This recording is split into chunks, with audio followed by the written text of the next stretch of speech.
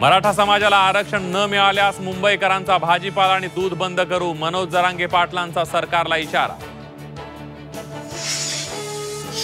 मराठा आरक्षणाचा जी.आर. काढताना दाखवला नव्हता, छगन भुजबळांचा दावा, तर भुजबळांना विश्वासात घेतलं, एकनाथ शिंदेंची माहिती।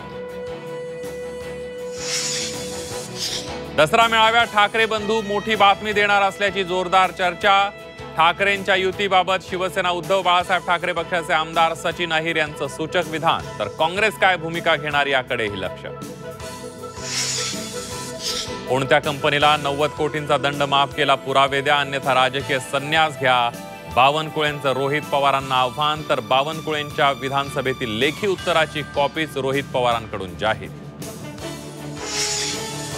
विधान परिषद विरोधी पक्ष नेतेपदासाठी काँग्रेस उमेदवाराला पाठिंबा द्या, काँग्रेस नेत्यांची उद्धव ठाकरेंकडे मागणी, सतेज पाटलांच्या नावावर जवळपास शिक्कामोर्तब। उपराष्ट्रपती पदासाठी उद्या निवडणूक, एनडीए तसंच इंडिया आघाडीकडून खासदारांना रंगीत तालीम।